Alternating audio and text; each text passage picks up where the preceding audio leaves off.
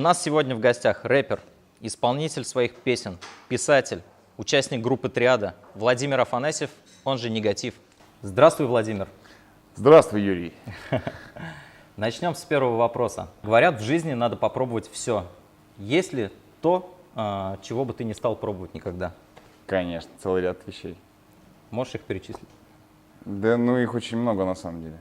Но я не отношу к себе, начнем с того, что я не отношу себя к тем, кто так говорит и кто так считает. Слушай, ну как, давай так, логично не пробовать суицид, потому что вдруг тебе не понравится, переделать ты не сможешь. Есть целый ряд, там, допустим, тяжелых наркотиков, к которым привыкаешь с одного употребления, и ты не сможешь распробовать это назад потом. Есть целый ряд, там, условно, там, содомских грехов, да, там, которые... Ну, это очень много таких вещей. Я не стал бы пробовать оскорблять, допустим, или там избивать маленьких детей. Потом такой, ну да, в самом деле не очень. Больше не буду. Ну зачем? Просто, ну, есть целый ряд очевидных вещей, которые пробовать не стоит. Многое. Другое дело, ну, это же про другое. Это же, скорее, антипод. Была такая басня чудная Салтыкова-Щедрина, «Премудрый пескарь», который жил, дрожал и умирал, дрожал. То есть это, наверное, история про то, что не нужно так жить. В этом плане, да. А пробовать все, это тоже глупость, мне кажется. Ну, не имеется в виду, конечно, абсолютно все, но тем не менее в конце вот жизни люди там, вот я прожил длинную жизнь, я все в ней попробовал. Да невозможно попробовать все. Невозможно побывать в всех местах на Земле. Все должно быть в меру. Есть старое золотое правило, и почему нет? Нужно стараться попробовать все, равно так же, как и не нужно избегать всего и не пробовать ничего ровным счетом. Мы все знаем, кто такой Негатив, что такое Триада, но тем не менее не все зрители представляют. Давай немного начнем с истории. С чего все началось? Началось все с песни, наверное, которую я услышал впервые в 95-м году. Это был Coolio Gangsta's Paradise, и мне захотелось что-то сделать похожее.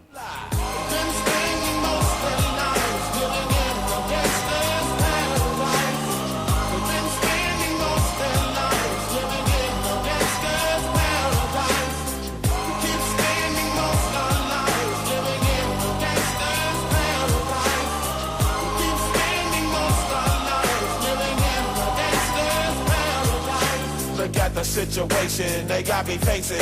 I can't live a normal life. I was raised by the street. So I...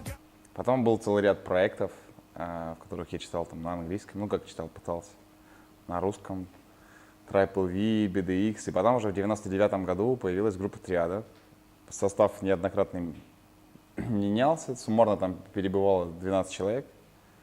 И начиная с 2002 года состав «Триады» — это я и Алексей Галкин, он же Дино. Ну, соответственно, последние 15 лет в таком составе мы занимаемся музыкой. Ну, а Негатив — это, собственно, я. Поэтому...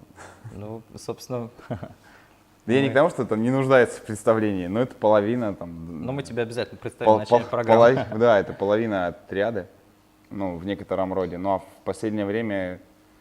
Чем больше творческих противоречий стало появляться внутри коллектива, тем больше и чаще я стал сталкиваться, хорошо, вот, звучит, с тем, что Негатив — это не только Триада, скажем так, и поэтому больше стало сольного творчества в последнее время. Можешь вспомнить, как родились первые строчки, первые песни? Первые песни помню, наверное, да, тяжело. Ну, первая на английском была, там вообще было очень плохо все. Со словарем Миллера, по-моему. Там сами строчки нужны или не обязательно? Ну, можешь, если можешь вспомнить, как это все происходило, где, на время года. Первом курсе физико-технического факультета осенью на какой-то скучной паре Кружок. С товарищем, с напарником сидели и писали текст на английском со словарем. Для «Студ весны»? Почему для «Студ весны»? Просто для себя? Просто для себя, для группы. Не, я никогда в подобных не участвовал в мероприятиях. Ну, там, студенческие песни и так далее. Там. Не твое? Ну, не знаю, мне кажется, нет, совершенно не моя. Расскажи нам самый лучший и ценный совет, который тебе давали в жизни. Такой вопрос, конечно, внезапный. Ты подразумевает, наверное, то, что нужно вспомнить все советы. Нет, может быть, ты И из вообще них их не потом, слушаешь. да, составить условную градацию, как бы выбрать десяток финалистов советов и потом уже между собой, как бы, какой вы все-таки ценнее. Да не знаю, они же в разную пору жизни разные по-разному работают. Но сейчас, наверное, это делай, что можешь, и будь, что будет. Такой. Но это даже не совет, это, ну, это цитата, но произнесена была в качестве совета, поэтому, да, сейчас, наверное, актуально для меня во многом. Когда ты начинал заниматься музыкой, какую главную цель ты преследовал? Ой, прям в самом начале. Ну да. Ну, цель же это что-то такое вот, ну, близкое, да, какая-то ближайшая точка. То есть, ну, я не знаю, была мечта была, ну, такая, конечно, размашистая. Ну, мне кажется, как у всех в юности, кто начинает заниматься музыкой, со стадионами, там, условными и там Амбициозные планы. туром, да, по штатам, да, стадионным. Вот. А цели-то такие были очень простые. То есть попытаться вообще, в принципе, тогда в 97 году в Краснодаре было нереально сложно найти инструментал. Тогда не было интернета, да, там, ну или практически какой-то там был модемный, телефонный. Инструментал для рэп-композиции было очень сложно найти. То есть где-то иногда на кассетах чужие были минуса, и то даже не западные, очень плохие. Вот, поэтому просто сначала там найти инструментал, потом какие-то инструменталы там сам начал писать, потом записать где-нибудь, хоть как-нибудь эту песню. Просто первый альбом был записан, если память меня не подводит, в 4-м или в 5-м году. То есть это прям был такой длительный и сложный процесс. То есть нормально записать и более-менее свести по звучанию, это прям сложно было тогда. Поэтому цели такие были очень приземленными и простыми, понятными, но недоступными, как казалось. Сейчас эти цели, они как-то изменились? Да они постоянно меняются. Сейчас, в принципе, наверное, отношение ко всей этой истории с музыкой поменялось в силу возраста, в силу опыта, может быть. Потому что, ну, 20 лет — это прям большой период. Прям, ну... Ну, это не маленький срок. Львиной доли, наверное, слушателей там современной волны, да, там, русского рэпа и, в принципе, меньше 20 лет от роду. Вот. И все немножко иначе, все по-другому, другие цели и задачи. Каких-то там масштабных нет, я понимаю, с каждым годом переосмысление от этой позиции, что, ну, то есть вначале мне казалось, что 80% зависит от меня и 20% от удачи, харизмы и чего-то еще. А сейчас я понимаю, что в лучшем случае это 20 на 80 в обратную сторону, а то и того меньше. Поэтому, ну, тут как бы заниматься любимым делом, это в самом деле, ну, то, что мне нравится, да, делать, писать там условно песни, снимать клипы, etc. Заниматься этим, а там уже как будет, так будет, как бы. Каких-то там глобальных, грандиозных целей нет. Делай, что нравится. Ну да, ну не наступать там своей совести на горло и не знаю, не кривить душой, когда пишешь песни. Но сделать максимально хорошо, ну как-то так. Давай немного поговорим про твои треки. Понимаю, трудный вопрос, но тем не менее, можешь ли ты выбрать какую-то самую любимую свою песню и самую ненавистную? Да самых ненавистных-то нет, очень много не нравится, поэтому сложно выбрать прям самую-самую ненавистную из них. Любимых тоже нет, есть те, которые я считаю там относительно успешными. То есть, когда задумка песни уже максимально близка к тому, какой она получилась в финале, будучи записанной, сведенной и так далее. Этот трек «Времени нет», наверное. Времени нет, на горизонте рассвет, холодный безжизненный свет. Времени нет, и горит в комнате треть сигареты и пепел в руке. Времени нет, в голове весь этот нелепый бред. В теле мы или не те, с теми мы или же нет, в теле мы или в мешке. Времени нет, стрелки часов словно нож, сыплются головы с плеч. В петле дорожное авто, в метро беспечный поток, им ничего не успеть. Времени нет, мы копим себе на шелка, но черт съест даже древо креста. Грусть так густа, желчью наполнен наш смех. Времени нет. того, что не нравится, гораздо больше. Там целые пласты, там, я не знаю, десятки, если не сотни песен. Поэтому ненавистных-то много. Есть очень много песен ошибок, как я их называю, которые, в принципе, не нужно было писать изначально, наверное, даже. То есть сейчас, если бы была возможность все переосмыслить, ты бы по-другому как-то их Ну, записал? история, она же не терпит сослагательных, да, там, наклонений. Поэтому я думаю, что я так же и поступил бы. Значит, они должны Ну, иметь нельзя, место быть. ну, я не знаю, как бы, ну, а что было бы, если бы, я не знаю, у нас же не было по-другому. Владимир, песня, фильм и книга, с которыми должен знаком быть каждый человек, по твоему мнению. Ой, как сложно вообще. Прям вот каждый человек. Ну, по твоему мнению. Ну, я сейчас могу же удариться в рационализм и сказать, что, ну, как минимум, букварь должен освоить, да, там, каждый человек, чтобы быть грамотным. Ну, почему нет, А там конечно. уже, да, просто, ну, как-то уходить в какие-то углы, не знаю. Ну, пусть будет букварь тогда, Пусть хорошо. будет, отличный. Что Отличная касается книга. фильмов, не знаю, это вообще очень, наверное, условная история. И в фильмах еще меньше конкретики, чем в книгах. Ну, причем не еще меньше, а, наверное, гораздо меньше. Поэтому нельзя посмотреть какой-то один фильм и... Ну и нет, наверное, таких фильмов, которые, если ты не смотрел, ты не жил. Ну, по большому-то счету. Все равно это, ну, все людское, все человеческое. Есть талантливые, есть гениальные, да, там картины, есть бездарные. Ну, какой-то один я, наверное, не стал бы выделять все-таки. То же самое и с Песня. песней. Не существует песни, которая бы исчерпывала и описывала все эмоции и состояния каждого из живущих людей. Ну, ее просто нет. Ну, Её- мы сейчас конкретно на это твой взгляд. такая условная, абсолютная какая-то должна быть песня. Ну, не знаю, у меня нет ее. Ну, они же под разное настроение и для разного типа людей, типа характеров, для разных переживаний, даже времени года. Ну, они все по-разному заходят. Ну, мне кажется, ну, нет такой песни. Ну, серьезно, нет, я бы мог что-нибудь сказать, что потом там люди поржали, там, дебил. Вот. Или там, а почему он не выбрал эту там, почему он выбрал эту песню, странно. Но мне кажется, ну, не существует такого. С книгой это все проще, с книгой, ну, нужно научиться читать и выбрать самому. А для того, чтобы выбрать фильм или песню, не обязательно нужно иметь музыкальное образование, ну, как мне кажется, да. Вот, и тут у каждого свое. Ну, такого нет, что-то. Ну, смотри, если ты, например, меломан, то есть ты по-любому должен быть знаком там, с Битлз, с Металликой. Ну, я не всё вот это меломан. прочее. Ну, меломан в абсолютном значении этого слова — это человек, который говорит: ой, я знаю эту песню, ее там вот тот-то чувак, когда он как раз чилил на Ямайке, там вот 2 дня он записал, и вот она выходила там на 8 пластинках, короче. Она вот сейчас есть, вот там еще там 2 живых экземпляра.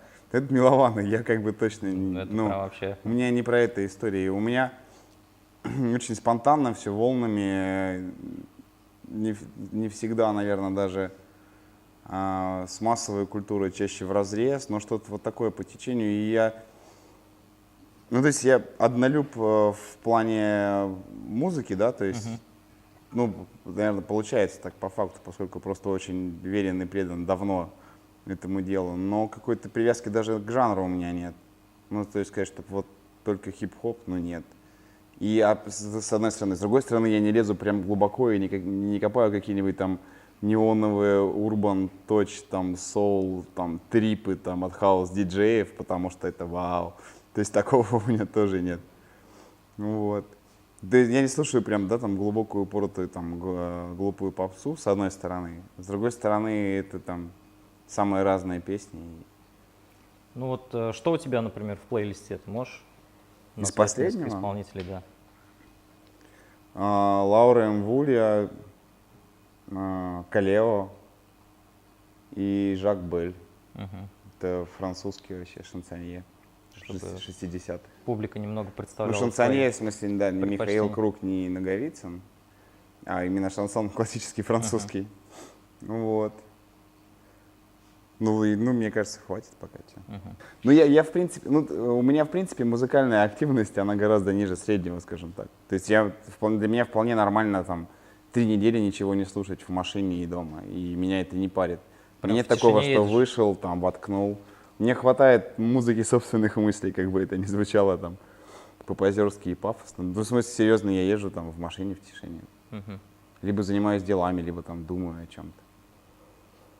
Это нормально. То есть у меня не, ну, если я знаю, что есть люди, которые проснулся, там, клацнул музычку и пошел. Нет. В душе, в машине, Ну на да, работе, да, вернулся. Ну, причем зачастую такие люди слушают, не говорю, что всегда, но зачастую прям такой, прям ширпотреб. Есть люди, которые музыкальных вкус можно описать одним словом, там, радиоформат, условно. Ну, как бы, что вот ставят по радио, это мне не нравится. Не твой выбор. Ну, нет, но мне кажется, это... Ну, я имею в виду, за тебя Ну, это выбирают. прям, ну да, но это прям отсутствие вкуса вообще, как бы, ну. Ну, в смысле, у меня, можно сказать, у меня нет музыкального вкуса.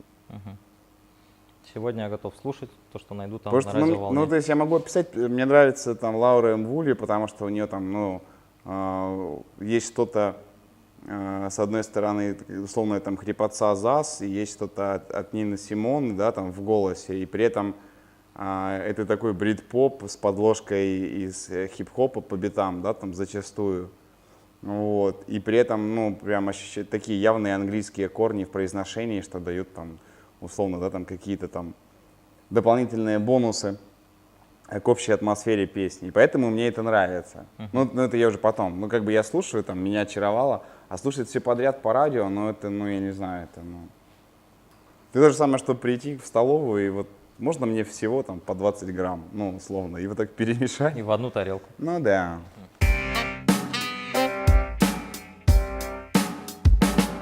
У нас сейчас стартует рубрика «Зимняя рыбалка». Представь, ты с буром идешь по замерзшему Байкалу, выбуриваешь там 2 метра льда и выуживаешь золотую рыбку. Вот какие 3 твоих желания будут? Да я же... начнем с того, что я на самом деле увлекаюсь рыбалкой, только не зимней, ни в коем разе, спортивной, на спиннинг. Поэтому я отпускаю всю рыбу. Она же золотая, она тоже хочет жить. Как бы. Ну, ты ее отпустишь, но Да. 3 желания она может твои исполнить Нет, а я, при этом. слушай, я вот как-то неоднократно сталкивался в жизни с тем, что поговорка, да, расхожая, что нужно бояться своих желаний, она как бы, ну, иногда имеет место быть прям в реальной жизни. Поэтому я бы, ну, не знаю, ничего бы, наверное. Ты отпускаешь рыбку. Да. Ну, это не, понятно, ну, ты сказал, блин, чувак, заказал бы $1 миллиард и все, как бы. Ну, нет, правда, я бы отпустил, наверное. Между рэперами часто происходят какие-то конфликты. Как ты считаешь, это все-таки пиар или все-таки это что-то, действительно какие-то конфликты? Да, разные конфликты всегда по-разному происходят, и разная присутствует доля пиара и конфронтации какой-то. Ну, то есть, бывает там, ну, просто конфликт, бывает конфликт ради пиара. Бывают конфликты, я потом еще говорю, блин, можно на этом еще и там шуму поднять. Можно еще и запиариться на этом. Поэтому, ну да, мне кажется, такого нет однозначного ответа прям, что вот. Ну вот если бы у тебя была возможность решать какие-то конфликты, вот, что бы ты предложил там? Батлы, там, я не знаю, выход на ринг. Слушай, ну вот шутки шутками, но я считаю, что в свое время, да, там, в золотой век там, русской поэзии, Дуэль. мы, конечно, потеряли, да, 2 великих творцов, Лермонтова и Пушкина, но как-то это было, ну, достойно и высоко, и поэтично. Зачастую даже говорят, да, там Эдгар По говорил, что если человеку там уже за 30 и он пишет стихи, то он либо поэт, либо дурак. И, ну, тут очень тонкая грань. Но все равно, мне кажется, это было очень как-то красиво, по-мужски и очень правильно. Я не призываю к насилию сейчас никого ни в коем разе. Но тут понимаешь, какая история-то? Люди, которые кичатся тем, что они хорошо знают цену, вес и наполнение слова, бросаются ими, ну, так, что иной раз, ну, проще было бы убить на самом деле. То есть они, ну, тут одно из двух, да, там, либо они совершенно не понимают того, что они говорят, вот. Либо они, ну, лукавят, да, когда говорят, что нет, проще выйти, как бы, и вот, ну, поговорить. Вот, поэтому здесь такая, ну, вообще вся эта история, да, там, с конфликтами, и она же расширилась в том числе благодаря батлам, да. Мне вообще кажется, что это не про музыку немножко вся вещь. Зачастую люди, которые что-то достигают в музыке из батловой среды, это скорее исключение из правил, нежели наоборот. Это просто такой условный зарифмованный, опять же, не всегда зарифмованный, даже победители там условных лиг выдают, там есть победные их условные там раунды, в которых они выдают там 2-3 рифма на раунд. И никто не парится на этот счет, зато смешно там. Вот. Это, ну, такой комедий-стендап, зарифмованный, зачастую на выдуманным конфликтом. Это, ну, тоже как самое, как Comedy Club, все смотрели там повально, когда он только появился на канале. Я не буду называть канал, вдруг это как бы реклама канала будет. То же самое и сейчас, я не знаю, ну, я не говорю, что это там какая-то там тупиковая ветвь развития, да всегда юмор был интересен, там, я не знаю, там, со средних веков еще ездили там палатки с шутами, да, там, с паяцами и там. Вот. Может куда-то переродиться, может во что-то выльется. Но к музыке это очень и очень опосредованное отношение имеет все-таки.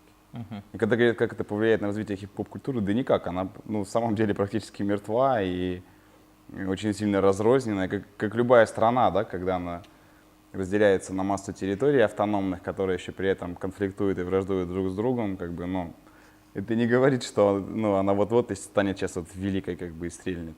Даже если одна из них полыхает и заметна из 3 других, как бы это не означает, что вот сейчас страна станет. Поэтому нет, с хип-хоп-культурой все плохо, она медленно, но уверенно вырождается. Вот. Никак, ну, батлы на это не влияют положительно уж точно. Да я думаю, что на самом деле это такая сторонняя ветвь. Твои клипы всегда очень эффектны. В одном из них ты снялся в роли Джокера. Вот скажи, почему? Всем добра и мира, ласковых улыбок, всем любви, неважно, милый ты или же гнида. Мир ледяная, каменная глыба, так с какого перепоя веселый делать мне лыбу. Всем позитива, друзья, чтоб все блистали. Чемпионы мимо, золотой не дали. Видимо, ум обессилев творит среди фекалий. Дебилы ныне радость сделали монументальной. Нужно строить планы и верить в надежду. Смотри, у одного камень, второй держит нож под одеждой. Ты здесь всегда крайний и никогда между. Не видно очертаний в океане безбрежном. Да, абсолютно случайно, ну, произошло. Потому что там, ну, с одной стороны, настроение песни попало немножечко, и песня называлась «Гвинплен». А Гвинплен — это персонаж романа Виктора Гюго, который смеется. И она писалась именно, ну, не в подражание и не как реверанс роману, и не продолжение, а, ну, скажем так, с мыслью в том числе и про того Гвинплена. А потом уже просто в разговоре, ну, там, в беседе с другом мы заговорили о Марвеле, и он говорит: слушай, так на самом деле это образ Джокера, это как раз по большому счету там кто-то мог оттуда и подтянуть как раз вот с этой вот улыбкой, да, там, от уха до уха. Вот. И вот так родилась эта идея. У Eminem есть целый трек, посвященный своему поклоннику, хейтеру Стэну.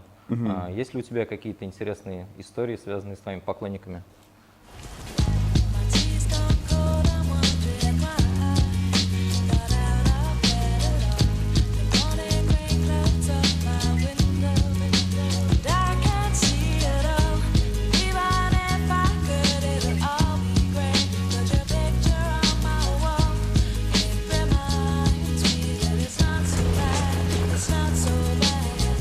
Dear Slim, I wrote you, but you still ain't calling. I left my cell, my pager, and my home phone at the bottom.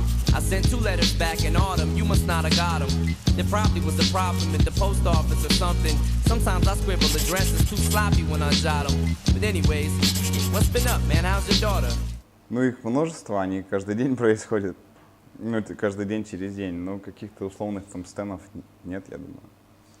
Что Да и Eminem писал же не про Стэна, а вообще про поклонников, да? Ну, то есть как человек, который очень долго искал и тщетно искал славу и ее проявления, а потом столкнулся с ней. И даже такой, я не знаю, к слову о том, меломан ли я, но мне кажется, это такой собирательный образ и ну и уникальная история, оригинальная, да, про поклонника, как бы, где прикольный сторителлинг, выдуманный Эминемом.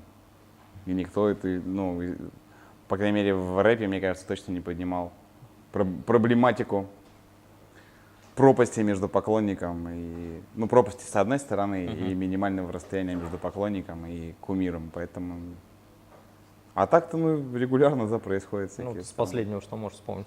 Какие-то? Да, ну, это нет, это такая же история, как были какие-нибудь там странные случаи на гастролях. Да постоянно, каждая гастроль, она чем-то достранна, и что-нибудь такое происходит.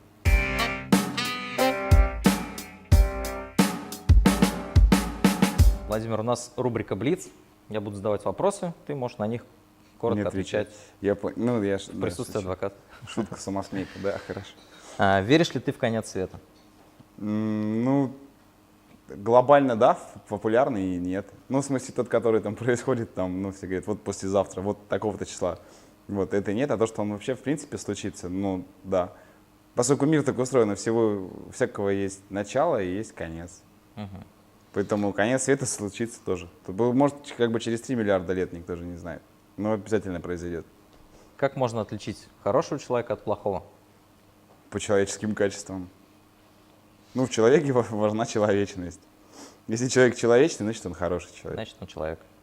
Логично. Не, ну как бы на самом деле качество, да, как человечность, она же широкая, и она многое в себя вмещает и вбирает.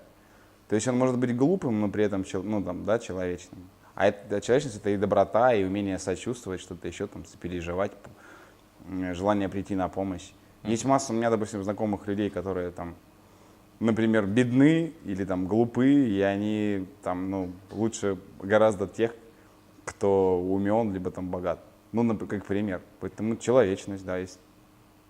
Окей. Это Человечность. логично, да, но это шире, чем кажется, чем слышится, наверное. Следующий вопрос. Какой твой любимый час из 24 часов? Рассветный, наверное, он же так, он ползает же в зависимости от того, какое время года и какова продолжительность дня, длина ночи. Ну, рассвет, не знаю, ну почему-то. Что бы ты предложил сделать каждому?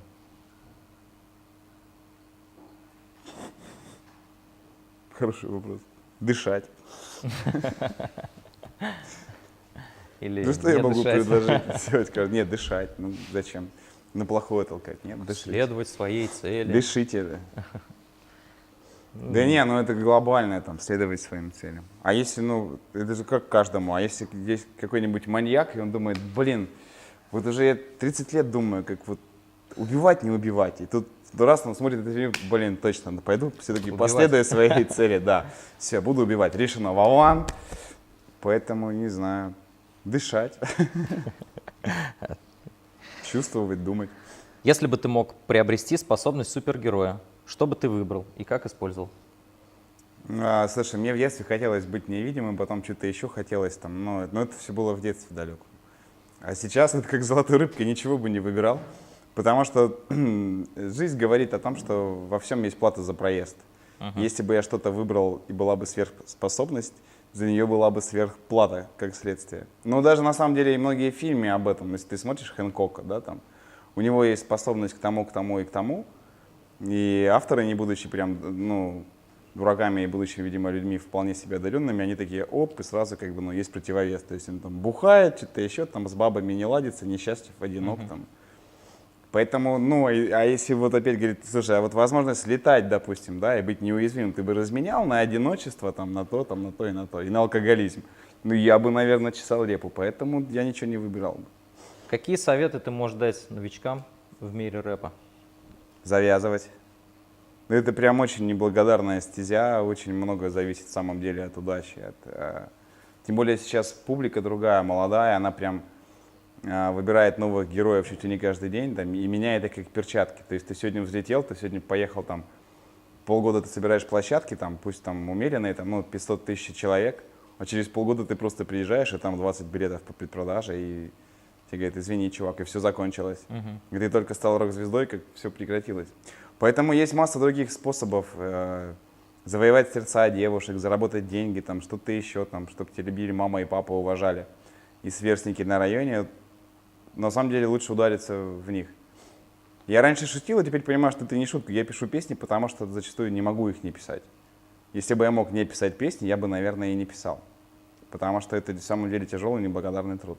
Это не там, опять же, не вот эта вот история. Это в самом деле так. Поэтому ну, основательно прям сесть подумать, надо ли вообще оно. Неблагодарный труд.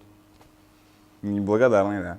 Ну, потому что вот я прям коротенький пример объясню, да, вот, ну, ситуация, когда тебя посещает чистое вдохновение, ты просыпаешься в 3 утра, ты пишешь текст, да, ты думаешь, вот сейчас я напишу, и люди там что-то поймут, прочувствуют, у них там вот колыхнется, и они там кто-то пустит слезу, и он там переосмыслит свою жизнь, и ты сидишь там, пишешь там, потом подбираешь музыку, либо пишешь музыку, либо там переделываешь музыку, записываешь этот трек, там, пишешь 18 дублей, чтобы докричаться, достучаться, чтобы он тебя понял. Потом снимаешь клип, там, заморачиваешься, ищешь локации, там. Вот, потом его там монтируют, перемонтируют, что-то не получается, это все длится там 2 месяца. Потом ты его публикуешь, заходишь на YouTube и читаешь там кал, ну, да, например. И это прекрасное ощущение, ни с чем не сравнимое. Это то же самое, что вот, представь, ты бы там взял поле, ну, тебе сказали, человек, вот твоя делянка, а там лес. Ты его пилил бы, корчевал, удобрял, боронил, потом что-то там сеял, да, там боролся бы там с птицами, с грызунами, пропалывал, поливал, потому что засуха, потом дождь затопил, и ты ходишь и те роешь канавки, чтобы окучиваешь, чтобы все это стекло, чтобы тебе не сгнило. Вот, и так проходит там условно те же самые там 3 месяца, ты приходишь, а там случайно проехал, грубо говоря, ну, допустим, там строят дорогу внезапно и просто сравняли с землей и закрыли асфальтом. Ну, это же прекрасно. Ты такой, блин, ну, как бы ничего, я вот сейчас еще потрачу 3 месяца, придумаю песню получше, поэтому это в самом деле тяжелый и неблагодарный труд. Владимир, поведай о планах на будущее. Да, такие они на самом деле. С одной стороны, банальные, прямые, творческие и малоинтересные. С другой стороны, ну а вдруг? Да, у меня сейчас такая, я не знаю, трио слишком, наверное, да, там, триада. Ну, пусть будет триада, я же, ну, пел когда-то в группе «Триада», как Лев Лещенко рассказал. Вот, и у меня нарисовалась условная творческая триада, потому что появилась актерская история, да, и хочется и заниматься ей, и развиваться, и заниматься более плотно. Вот, есть и продолжается потихоньку история с книгами, то есть есть одна изданная, сейчас будет переиздание, есть еще мысли на написание других. Ну, под книгами я подразумеваю прозу, разумеется. Стихи нынче никто не публикует. Вот. И дописать до Нового года, постараться альбом, какие-то выбирать песенки, снимать, придумывать каких-нибудь прикольных, эффектных, как вы выразились, Юрий. Да, клипов. Да, то есть все вот, ну, такое, ничего нового, как бы в космос пока не собираюсь. Вот, и, я не знаю, ядерную реакцию, да, там, холодного синтеза тоже придумывать вроде бы не планирую. Поэтому пока все прямолинейно, но вот так все равно получается, что в 3 направлениях. Трудиться, еще раз трудиться. Спасибо, Владимир. Мы рады, что ты пришел к нам, и мы отлично посидели, поговорили с кружкой у камина.